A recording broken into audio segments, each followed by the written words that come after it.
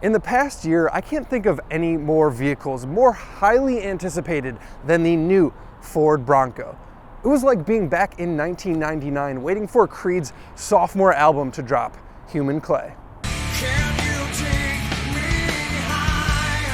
Scott Staff, yeah! Hello everyone, my name is Kurt and welcome to another episode of Eat, Sleep, Drive. Now, crappy band jokes aside, this episode is going to be all about the Ford Bronco. We're going to be taking a look outside, inside. I'm going to show you some of the features. Then I'm going to throw a bike in the back to give you a scale for the size of the trunk. And then most importantly, we're going to take it for a drive and see what it's like out on the road. Starting with the exterior, does this thing even need an introduction? I mean, just look at it. I love so many of the design elements. I love the boxiness. I love these things on the front here that kind of give you a good reference for where the front of the car is when you're trying to place it off-road. I love these LED lights in the front for the turn signals and how they're integrated in the headlights themselves. This, of course, is the two-door version, and they do make a four-door version, and this is the Badlands version. They have so many different trim models for this vehicle, but this is sort of the first one that gets sort of your off-roady bits added to it. It gets things like these 33-inch BFG tires, which look absolutely massive on this two-door vehicle, front and rear lockers, disconnecting sway bar. It has all these things that add to its off-roading prowess. In the back, more presence is felt with this massive spare tire hanging off. And then we have two recovery points on the bottom. Of course, this is an off-road vehicle and those may come in handy. Last but not least, you're seeing it here in rapid red metallic, which just absolutely pops in person.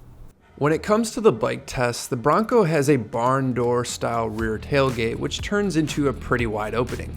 The problem becomes, mostly due in part to the two-door, there just isn't enough length to be able to fit a bike in the back without taking the front tire off. Once the tire comes off, it fits without too much trouble. However, I did have to put the passenger seat pretty far up. For an SUV, sadly there isn't a ton of space for doing adventure things back there. Also, the rear seats don't fold completely flat, which is a huge bummer in my opinion. And as always, if you enjoy the video, make sure you hit the like and subscribe button. When I pop inside a vehicle that costs this much, I'm expecting a certain number of things, right? There has to be some level of really nice quality of materials for something that costs 50 grand. Or if it's not nice materials, it better have a really good design or be something very unique. And the Bronco is more the latter. The materials in here are very much just rugged, more so made for kind of off-roading and getting dirty and being able to easily clean.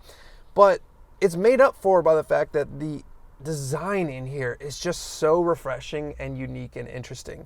I mean, when you walk into the vehicle, you're greeted with this sort of graphic of rolling rocks in the center console. And I just remember the first time getting in just being like, wow, there's so many cool design elements in here. All these handles, of course, fixed in orange along with the HVAC vents. And then there's other really cool touches. Like up here, you have a charging port for, your dash cam or some sort of probably GPS thing, whatever you want to put up there.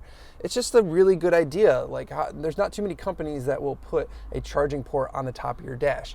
You have all these auxiliary switches, which are so fun to just flick, even if they do nothing. And you can wire them to some auxiliary thing that you're eventually going to add in here, right? Because you're into off-roading.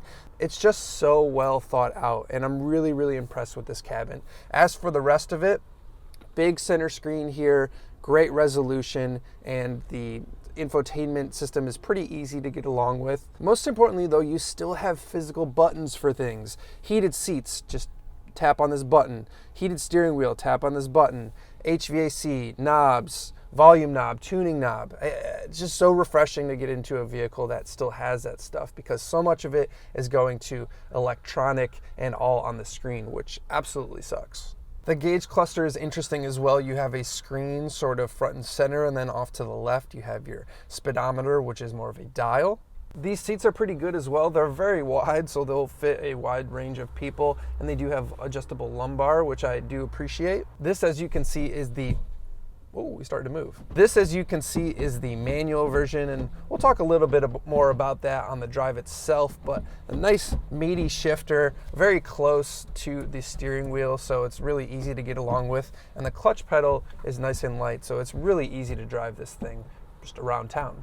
Under the hood on this particular model, we have a 4-cylinder 2.3 liter turbocharged engine, and it makes around 275 to 300 horsepower depending on what sort of fuel you use. So fortunately it can run 87 since gas prices are so high, but it could also run 93 if you want to get a little more power and get closer to that 300 horsepower figure. Time to drive in the Bronco. I decided to take you out here on a little road drive for a couple different reasons. I thought about doing the off-road thing and exploring what this thing is capable of, blah, blah, blah. But you know what? There's a couple reasons I didn't do that. Number one, there are a bunch of other outlets who have already showed how capable this thing is. Like, no one really doubts that the Bronco is capable off-road. And number two, let's be honest. What are most people going to use this thing for? They're just going to do this. They're just going to drive on the road.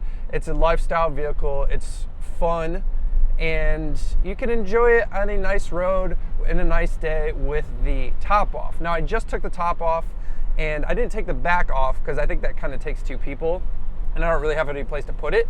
But I just took the top off above the driver and passenger, and it's a lovely experience. It's like having a convertible, and it's super easy to take off. It takes 3 little twists and 1 little latch, and it comes off.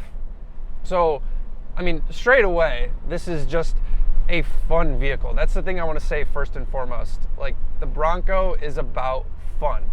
It doesn't take itself too seriously. Everything about it is kind of like whimsical and just joyous.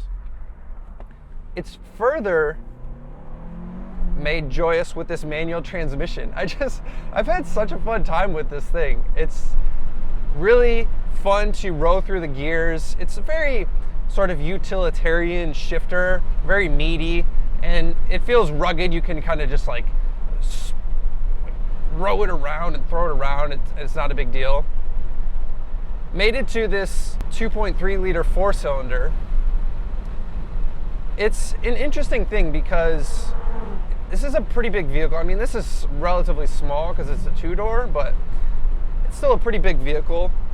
And to have a 4-cylinder kind of lugging this thing around, you know, being that it's only a 2.3 liter 4-cylinder, it still lugs pretty well at low RPM. Like, there is a little bit of life, but you do find yourself having to shift quite often. So I think ideally you would buy the 6-cylinder. Of course, the 6-cylinder would probably be the better option. Just all around, I'm not really getting that good of fuel economy in this. I'm getting high teens. Now, granted, most of my driving has been just in the city, kind of putting around.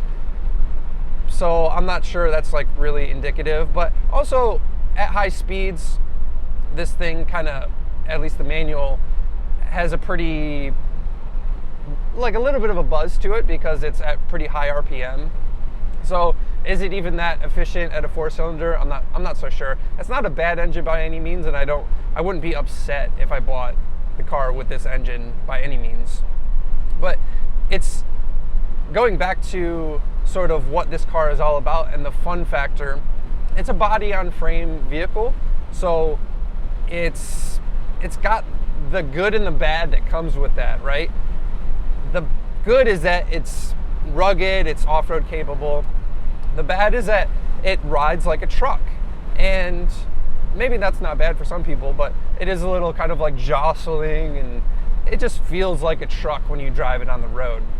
Now, of course, it will come to life more when you're in an off-road setting, and you'll be more thankful for it. And it's by no means bad, but at $50,000, this is not a luxury driving experience.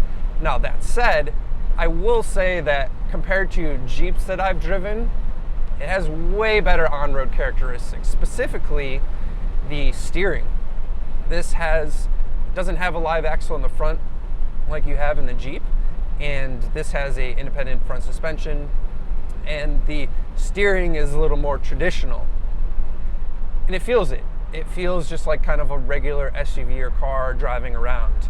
So in that sense, when I was talking about what most people genuinely use these things for, it makes a lot of sense to go this route, because most people, and most of the time, are just driving around on the street. Figured we would go up for a little cruise up the coast. This is the Pacific Coast Highway.